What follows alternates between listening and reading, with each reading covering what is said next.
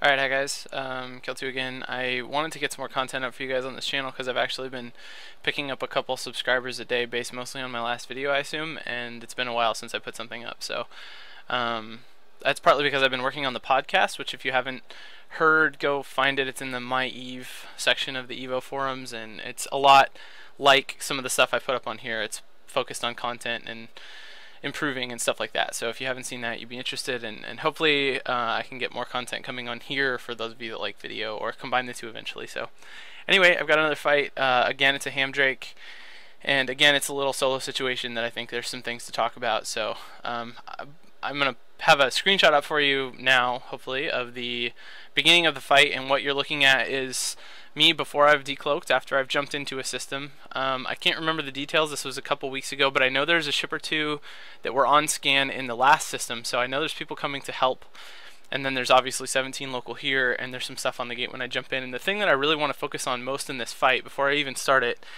is that I've always noticed this about rapiers and Hugins particularly, and it's true of some other recons. I guess curses and Arazus can fall into the same category, but more than anything it's true with rapiers and Hugins, and that's that when they hit the grid, like right now I have the opportunity to tackle this rapier, but that opportunity goes away the second he leaves my tackle range, because right now he doesn't have a lock, which means I can develop a little speed.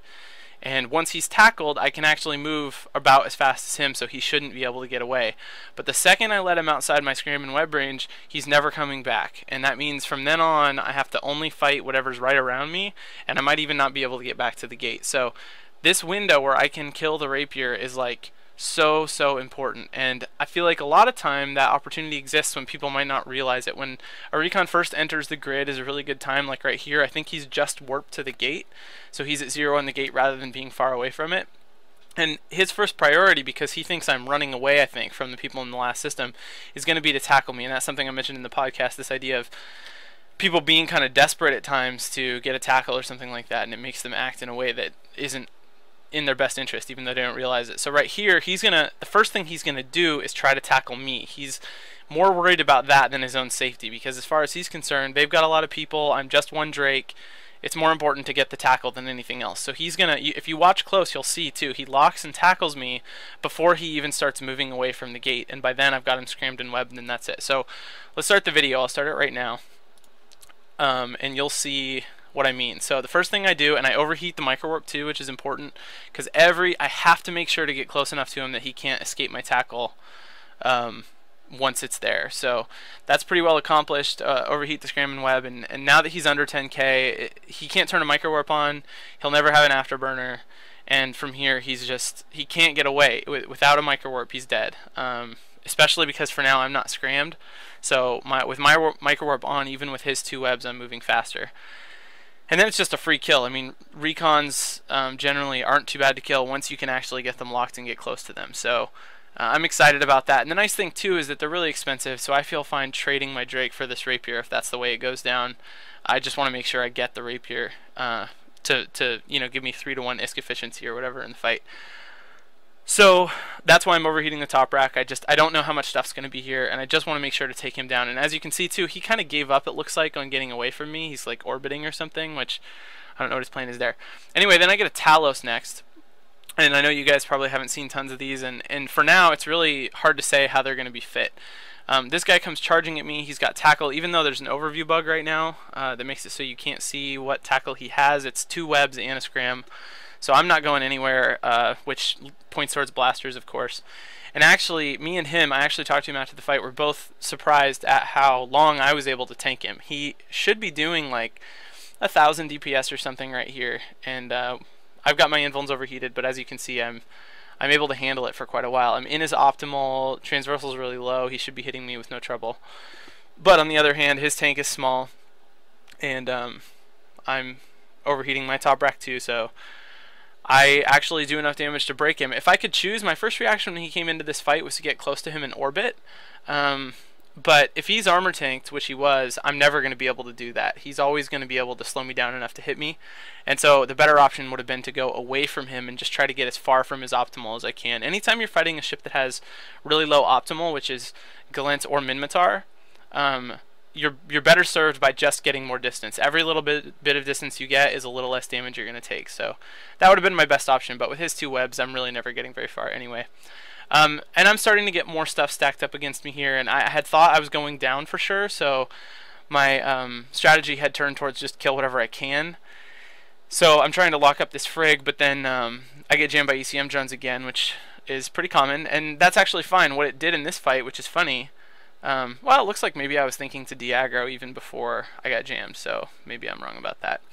And de-aggroing in a situation like this is really good. A lot of time when you're low on tank, like in this situation, I'm out of shields, people won't think to cover the back of the gate. They'll just thinking bring you down before you can de-aggro. They're just thinking do as much damage as possible and finish you off. There's no way, you know, with just armor left, I'm gonna be able to get out. But for whatever reason, their damage gets really, really light.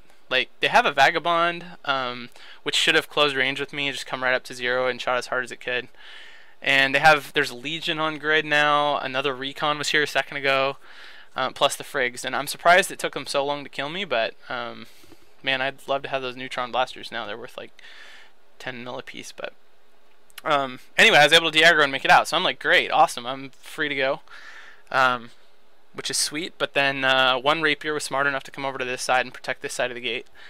And here I make some more mistakes. So I hit warp hoping, sometimes people will just be slow. They'll accidentally mess up their initial lock or whatever, and you'll get off the gate just by warping.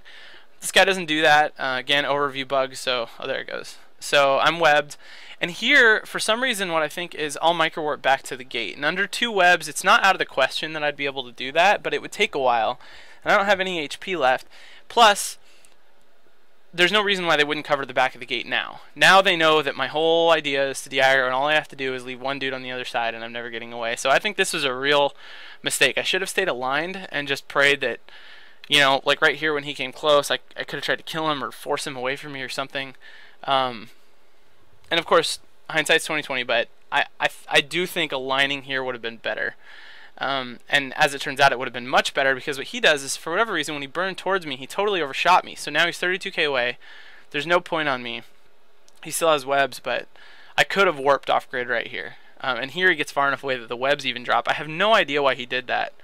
I really don't know. So I almost get off grid, and then this Stiletto is able to get in. He was, of course, waiting on his aggression timer from the last system. He gets in and gets a point, and that will pretty much do it. So, you know, kind of straightforward.